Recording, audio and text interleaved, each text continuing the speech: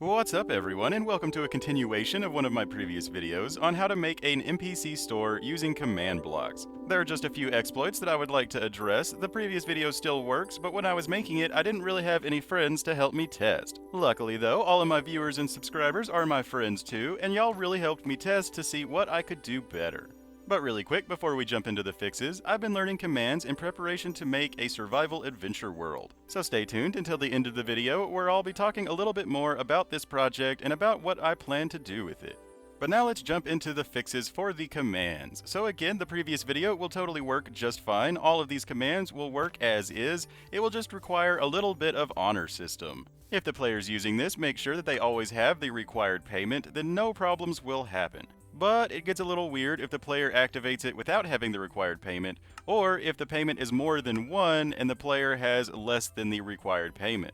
Luckily, this is really easy to prevent. The NPC and the impulse command will stay exactly the same. All they do is mess with the redstone block. The only one that needs to be tweaked is this middle command that says /clear. So what we want to do to prevent it from targeting a farther away player if the player who activated it doesn't have the required payment is we need to add a radius limit. So right after the @p, we're going to make a space and then a bracket with an r equals and then some low number with another bracket. So like r equals 10 or r equals 8, r equals 5. The number is just how far away from the command block it will be able to check for players who have the payment. So depending on how far away your command block is from your NPC will depend on how big of a number you need to put here. And that's it. Your /give command will be exactly the same. The only command block that changes is the one with the /clear in it. But there is one more fix that we need to address, and that is if your payment is more than 1, meaning that you want the player to pay 2, 3, 4, 5, 6 diamonds in exchange for the item being given. If the player only has a single diamond, they can still activate the clear command. So it's a little exploit that people can actually abuse and get things for cheaper than you actually intend them to be. So just to show this, I put a single diamond in my inventory, and even though we set the cost to 2, I can still activate it with 1.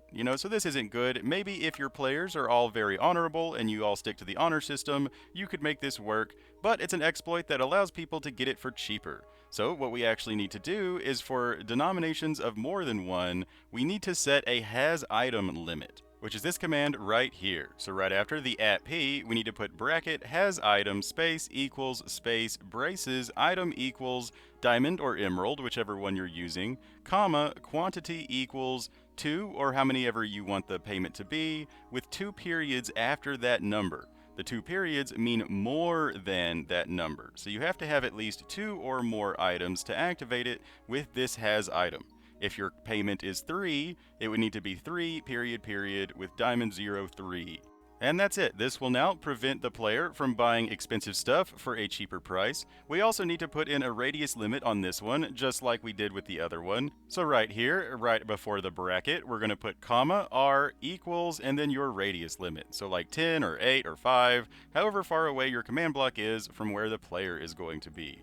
This will also set the radius limit, so it doesn't target farther away players if the closest player doesn't actually have the required payment. And that's it. Now these commands should work perfectly fine without needing the honor system. Let's just test it just to make sure. So if I have a single diamond and I try to buy some cobblestone, it will not sell me the cobblestone because this has item blocks me from being targeted. But if I have at least 2 diamonds, then it will activate, target me, remove the 2 diamonds, and then give me the cobblestone.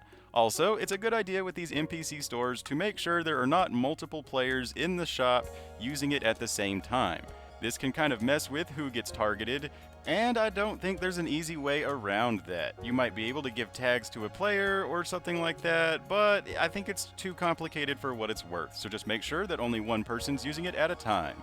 I've also recently finished some other command block tutorials in preparation for my adventure map. This one right here will give you a quest to allow you to enter a dungeon, and this one is just a fancy door. Pulling the sword from the stone, or breaking the end rod, will cause the floor to fall out from underneath you, causing you to fall down. It will give you slow falling just before you hit the ground to make sure that you don't die, thus acting as a door. The video for this will be coming out very, very soon, but I'm really excited to use this in my adventure world.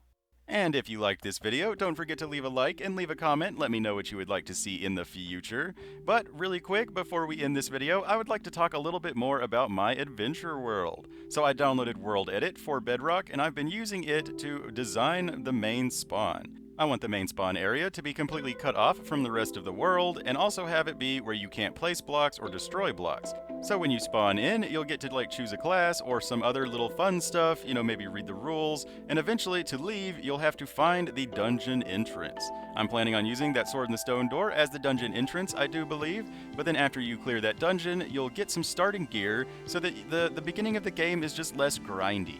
Personally, I am not a fan of early game Minecraft. I tend to speedrun the end to get some decent starting gear. But that's all we got for this episode. Let me know if you would like to see more of this project in future videos, or what you think about it. Let me know what's on your mind. I would love to know. But until next time, I've been your host, OmLedu, hopefully teaching you a command block trick or two. And reminding you, as always, don't forget to have fun. Bye-bye.